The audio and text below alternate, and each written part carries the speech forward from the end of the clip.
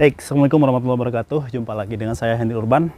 Kali ini saya akan mengajak teman-teman sekalian untuk berbudidaya tanaman cabai keriting.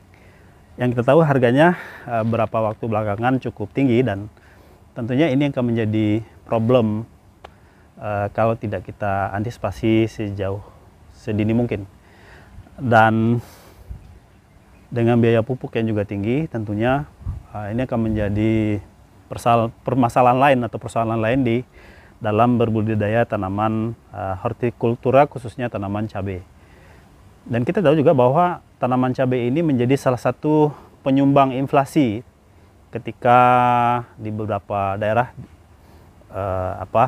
panennya bermasalah atau tanaman cabai bermasalah, itu akan menjadi sumber inflasi di tingkat daerah, dan juga nanti akan berakumulasi di tingkat nasional. Oleh karena itu, teman-teman sekalian, saya akan mencoba mengajak kita semua untuk memanfaatkan perkarangan yang sempit atau lahan yang sempit untuk berbudidaya tanaman cabai keriting ini, dan tentu ini bisa dijadikan sebagai sarana untuk pemenuhan konsumsi rumah tangga. Karena kita tahu bahwa tanaman cabai ini sebenarnya adalah tanaman yang cukup familiar untuk kita tanam di area-area tanah yang tidak terlalu luas, tapi juga bisa kita manfaatkan seefektif mungkin dengan salah satunya menggunakan polybag ini. Oke, mari kita sama-sama ikuti.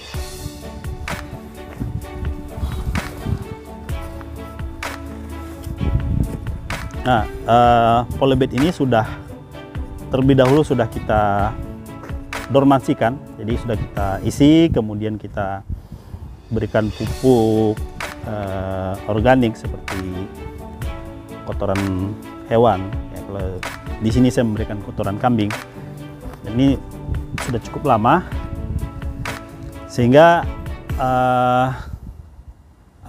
proses fermentasinya juga sudah berlangsung di dalam tanah, dan diharapkan nanti tanaman akan cepat tumbuh dan bisa secepat mungkin menyesuaikan dengan unsur-unsur yang sudah ada di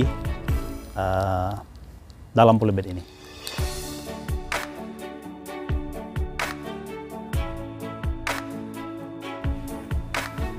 Jadi nanti kita akan melihat salah satu uji yang akan kita lakukan ini adalah melihat bagaimana daya kendali dari jamur Trichoderma dan Glioclaudium. Jadi ada dua jenis jamur yang akan kita gunakan dalam mengendalikan penyakit patek. Jadi memang terutama pada musim penghujan, penyakit patek ini cukup tinggi tingkat serangannya, intensitas serangannya, sehingga kebanyakan petani kita di lapangan itu kelimpungan ketika sudah tanaman cabainya sudah terserang oleh penyakit patek. Jadi buahnya ya sudah tidak bisa kita konsumsi lagi. Nah, oleh karena itu ada dua jenis jamur antagonis yang bisa digunakan oleh petani di lapangan, yaitu pertama jamur Trichoderma yang mungkin juga sangat familiar, kemudian yang kedua adalah jamur Glioclaudium. Nah, kedua jamur ini di beberapa kondisi cukup efektif dalam mengatasi atau mengendalikan serangan jamur pada buah cabai. Biasanya kan satu rumah tangga yang biasa mengkonsumsi tanaman cabai atau mengkonsumsi buah cabai itu kan tidak terlalu banyak, ya. Artinya tanaman cabai ini atau buah cabai ini kan bukan menjadi konsumsi utama masyarakat kita. Kalaupun misalnya cabai tidak ada, kita masih tetap bisa makan.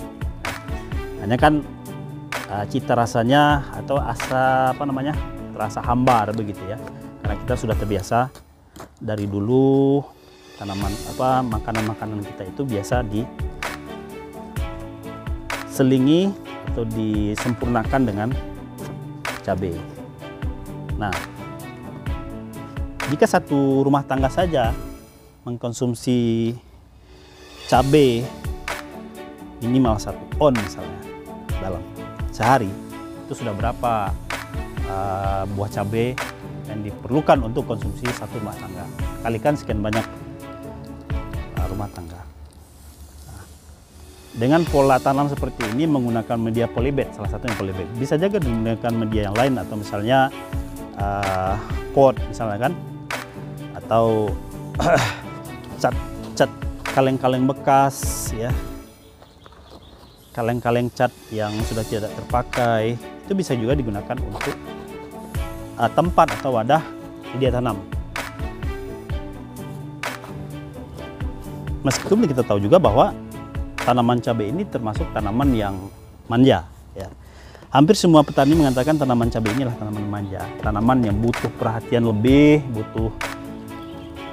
kalau penyiraman butuh penyiraman yang intens, kalau perawatan butuh perawatan yang intens, kalau perhatian tentu butuh perhatian yang intens, yang lebih lah dibandingkan dengan tanaman-tanaman horti yang lain ya. Karena tanaman cabai ini banyak sekali apakah itu penyakit, apakah itu hama, banyak sekali gangguannya. Jadi oleh karena itu dibutuhkan perawatan yang ekstra dari tanaman cabai ini sehingga hasilnya bisa maksimal.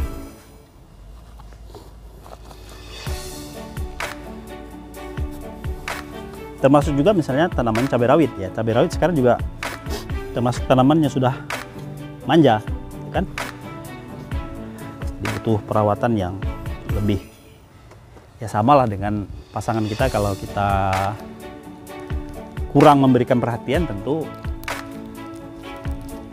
feedbacknya juga kurang kita rasakan, ya kan? Nah, itu yang saya kira tidak hanya pada tanaman tapi juga pada seluruh aspek kehidupan. Ketika kita misalnya memiliki hewan, perlu perhatian khusus.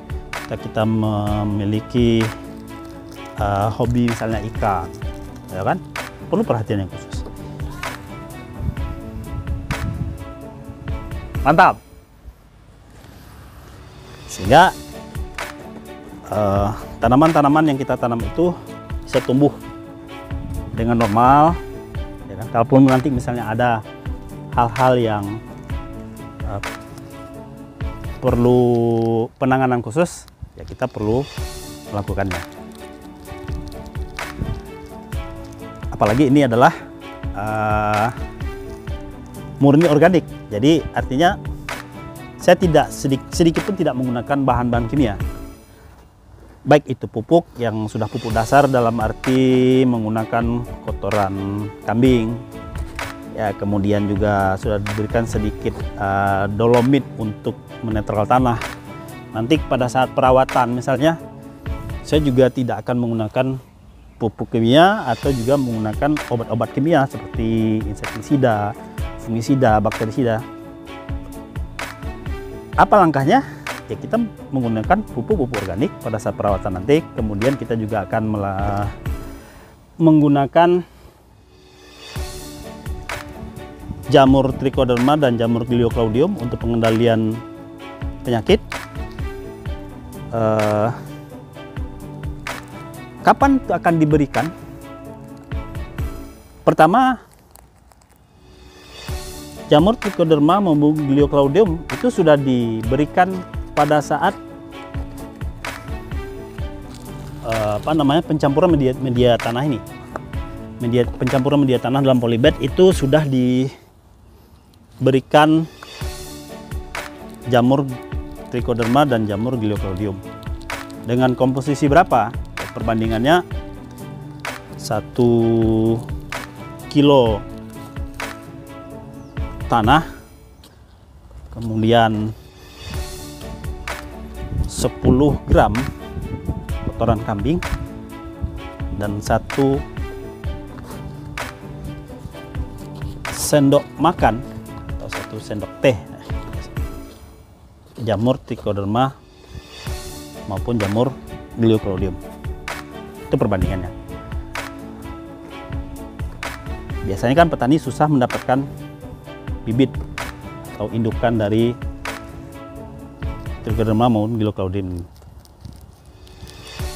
Di beberapa episode sebelumnya saya sudah memberikan tutorial bagaimana kita mendapatkan jamur Trichoderma dan jamur Glioclaudium, baik itu di eksplorasi di lapangan maupun juga kita kembang biakan dengan menggunakan media, apakah media beras, media bekatul dedak, atau juga menggunakan media jagung. Pun juga di video sebelumnya juga menyampaikan bagaimana efektivitas tingkat pengendalian daripada jamur Trichoderma maupun jamur Glioclaudium ini.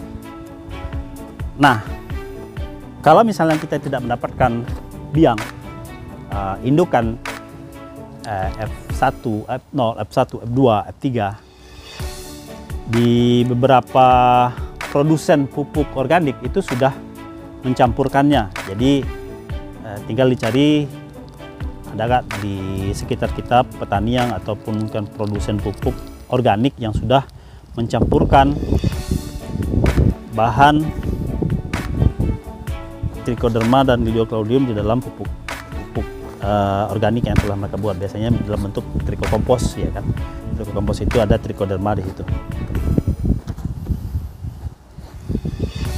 Oke teman-teman sekalian, mari sama-sama saksikan terus channel Henry Urban ini. Saya akan berikan informasi-informasi menarik lainnya terkait tentang bagaimana berbudidaya tanaman secara organik. Jadi channel ini memang saya dedikasikan untuk semua jenis tanaman yang akan dibudidayakan secara organik tanpa sedikit pun pupuk kimia.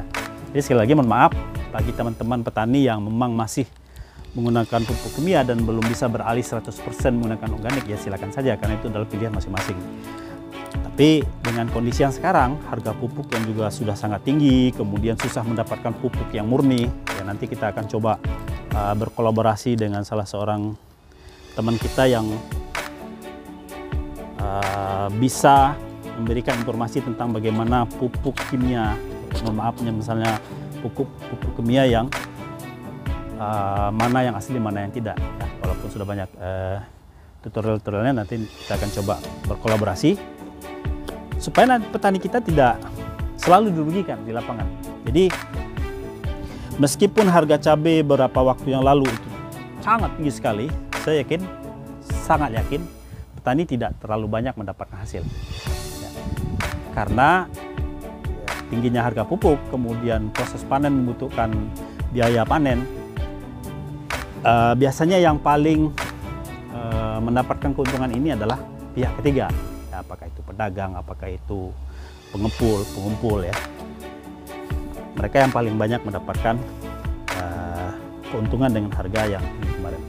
Nah, oleh karena itu, kepada teman-teman petani di lapangan, mungkin sudah saatnya kita sedikit-sedikit beralih ke pupuk organik atau berbudidaya secara organik. Kalau belum bisa 100%, misalnya kita kurangi 30%.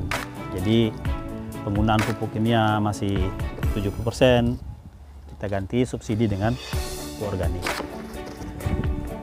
Kalau sudah bisa 50% itu sudah bagus. Kalau sudah bisa sampai 70% itu sudah sangat luar biasa. Kalau sudah bisa 100% tentu itu yang paling kita harapkan. Karena organik ini masa depan, ya. Organik ini bukan bicara hari ini, tapi bicara tentang masa depan. Kalau kita ingin sehat, gunakanlah produk-produk organik. Kalau kita ingin cinta lingkungan, kalau kita ingin kelestarian lingkungan, kita harus menggunakan organik.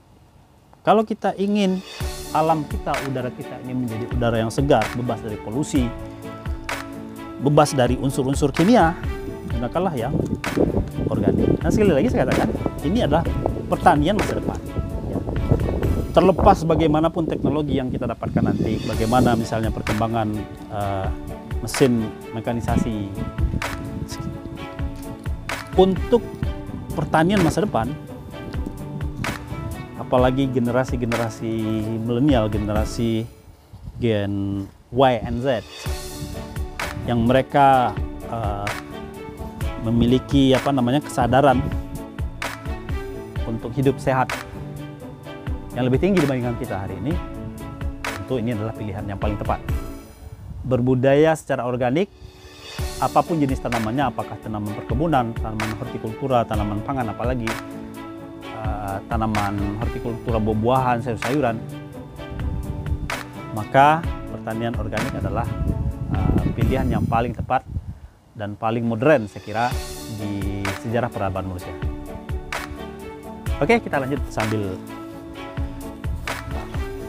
bercocok tanam tentunya ya, sambil kita selesaikan proses menanam ini, dan alhamdulillah sudah mulai mendung. Mudah-mudahan hujan turun, kita tanam, hujan turun.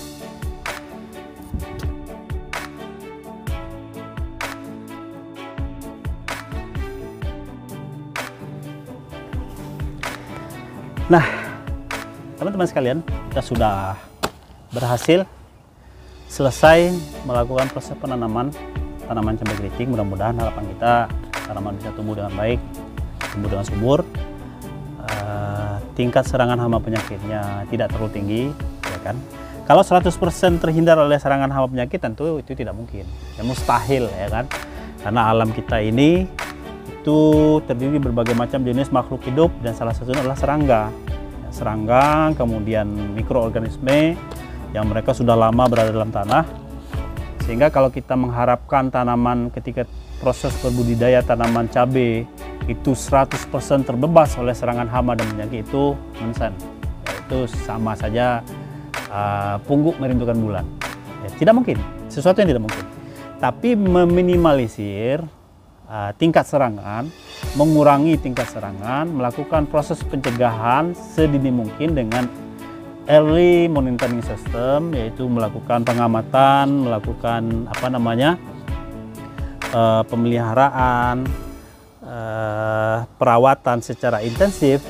Saya yakin tanaman cabai ini tidak terlalu tinggi tingkat serangannya. Apakah serangan oleh jamur, apakah serangan oleh bakteri, apakah serangan oleh nematoda, atau juga terserang oleh hama-hama yang biasa menyerang tanaman cabai, apakah lalat bibit pada saat ini, kemudian nanti pada saat berbuah itulah biasanya itu adalah lalat buah yang paling banyak menyerang. Itu bisa kita minimalisir. Jadi kita bisa melakukan pencegahan, tapi tidak bisa mengendalikan 100%. Sekali lagi saya katakan tidak bisa mengendalikan 100%. Apakah itu juga dalam rumah bayang atau greenhouse juga tidak bisa. Oleh karena itu teman-teman sekalian, kita harus berbagi dengan alam ini, ya kan? Hama itu dia perlu makan, tapi tentu jangan sampai merugikan kita, para petani di lapangan. Bakteri itu dia butuh untuk tumbuh, untuk berkembang. Salah satu media dia tumbuh dan berkembang itu adalah tanaman-tanaman yang kita tanam. Ketika misalnya tanaman cabai ini dia sudah ada di apakah dia seed treatment terbawa oleh biji atau ada dalam tanah, sudah ada dalam tanah. Medianya misalnya dalam tanah atau bisa juga dalam kotoran hewan, bisa saja, ya kan? Dan dia ketika tumbuh dan berkembang, dia akan menumpang pada tanaman induk atau tanaman cabai yang kita tanam ini. Dia bisa berkembang biak pada buah, dia bisa berkembang biak pada pangkal batang, dia bisa berkembang biak pada daun, gitu ya. Dia menyerang, ya kan? Dia menyerang itu kan dia berkembang biak di situ. Dia butuh populasi di situ. Nah, oleh karena itu teman-teman sekalian, 100% saya katakan tidak mungkin, tapi meminimalisir tingkat serangan itu paling mungkin kita lakukan di lapangan. Para petani kita di lahan yang cukup luas, misalnya sudah puluhan hektar, ratusan hektar, tentu berpikir juga tidak ingin rugi, ya, tidak ingin rugi. Nah, oleh karena itu teman-teman sekalian, berbudidaya secara organik itu butuh waktu yang lama. Tapi sekali lagi saya katakan itu tergantung kembali kepada pribadi kita masing-masing. Saya hanya mengajak pada kita semua agar pada proses berbudidaya, baik itu tanaman apa saja, itu kembali menjaga kelestarian lingkungan, menjaga kelestarian alam, dan kalau memungkinkan kita berbudidaya secara organik. Berbudidaya secara organik. Mimpi yang saya kira perlu kita tanamkan bersama-sama. Ya, 1-2 petani sudah melakukannya, tentu kita di lapangan perlu juga untuk berkontribusi, ya, meminimalisir pencemaran lingkungan, paling tidak untuk diri kita sendiri. Apa yang kita konsumsi itu terbebas dari residu pestisida, kemudian pupuknya tidak lagi menggunakan pupuk kimia sintetik yang itu merusak mikroorganisme yang ada di dalam tanah, sehingga kalau tidak saya pernah membaca itu di salah satu media seorang profesor dari salah satu perguruan tinggi terkenal di Indonesia ini mengatakan bahwa hampir 70% tanah di Indonesia ini berpenyakit. Artinya hampir 70% tanah Indonesia ini sakit dalam arti miskin, kemudian banyak mikroorganisme yang mati, banyak mikroorganisme yang menguntungkan itu yang ada dalam tanah itu yang tidak bisa dimanfaatkan lagi, sehingga butuh waktu yang lama untuk menyehatkan kembali tanah yang ada di Indonesia ini. Oleh demikian, mudah-mudahan ini bermanfaat bagi kita semua. Apa yang kita lakukan, apa yang saya lakukan pada hari ini, mudah-mudahan memberikan salah satu inspirasi bagi kita, dan tentu ini akan kita teruskan sampai pada proses perawatan nanti. Bagaimana memberikan berapa kali dalam seminggu, berapa kali dalam sebulan kita memberikan trichoderma dan glioclaudium. Kemudian ketika sudah tumbuh pupuk organik apalagi yang perlu kita tanamkan di sini, kita berikan di sini, sampai pada saat proses pembungaan, pembuahan, perawatan apa yang perlu kita lakukan, dan mudah-mudahan nanti pada saat panen dengan hasil yang maksimal sesuai dengan harapan kita. Dukung terus channel Henry Urban. Mudah-mudahan ini kembali menjadi motivasi bagi kita semua, berkontribusi, apapun yang kita lakukan berkontribusi bagi kehidupan umat manusia. Saya akhiri, Assalamualaikum warahmatullahi wabarakatuh.